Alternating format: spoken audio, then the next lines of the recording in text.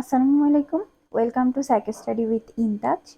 আজকে আমরা কথা বলবো অনার্স প্রথম বর্ষ পরীক্ষার আগে যে বিষয়গুলো অবশ্যই জানা উচিত তা নিয়ে। শুরুতে আমরা বলবো পরীক্ষার খাতায় লেখার নিয়ম।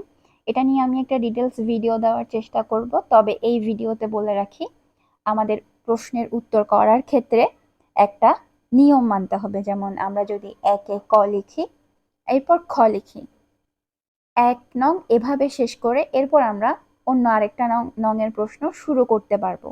অর্থাৎ আমরা প্রশ্নের সিরিয়ালটা মেনটেন করতে হবে। যেমন একের পরে আমরা ক, একের খ, এভাবে ১ নংটা সম্পূর্ণ শেষ করব।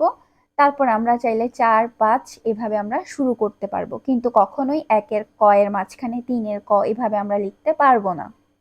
তারপর আমি যে বিষয়টার উপর জোর দিব সেটা হচ্ছে পয়েন্ট করে লেখা, কারণ বেশি নাম্বার পেতে হলে আমার কাছে মনে হয় বেশি পয়েন্ট করে লেখাই ভালো।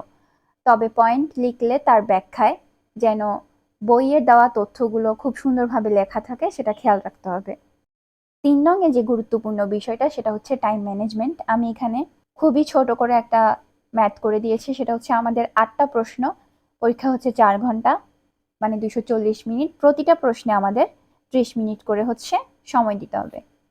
এখন আমরা দেখি কিছু প্রশ্ন হচ্ছে আমাদের ক আর খ থাকে শুধু, আর কিছু প্রশ্নে ক, খ, গ থাকে।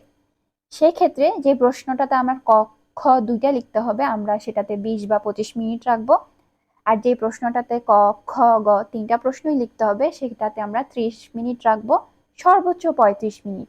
মানে হচ্ছে টাইমটা আমরা আমাদের লেখার স্পিড অনুযায়ী আগেই ভাগ করে নিব।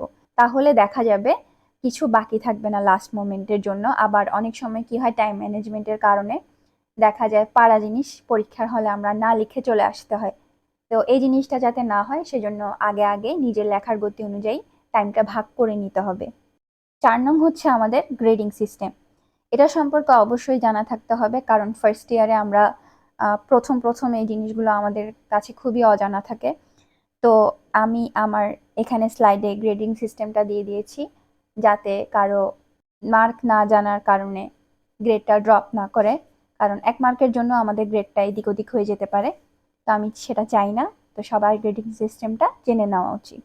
তারপরে ৫ নং হচ্ছে ইমপ্রুভমেন্ট রুলস। এটা নিয়ে যদি আমি বলি, আমার নিজের হচ্ছে রেজাল্ট খারাপ হয়েছিল এই ইমপ্রুভমেন্ট রুলসটা না জানার কারণে। কারণ আমি তখন জানতাম না যে C+ পেলে হচ্ছে ইমপ্রুভ দেওয়া যায় না। তো আমার পরে প্রায় ২টো সাবজেক্টে C+ চলে আসে, যার কারণে ওই ২টো সাবজেক্টের ফার্স্ট ইয়ারে আমার গ্রেড অনেক বেশি ড্রপ করে।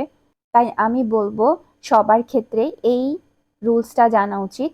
মানে কখন আমাদের ফেল হলে সেক্ষেত্রে ইমপ্রুভমেন্টের রুলসটা কেমন হয়, C+-এর ক্ষেত্রে রুলসটা কেমন হয় সেটা আমরা ফর্ম বা নোটিশ থেকে জেনে নিতে হবে।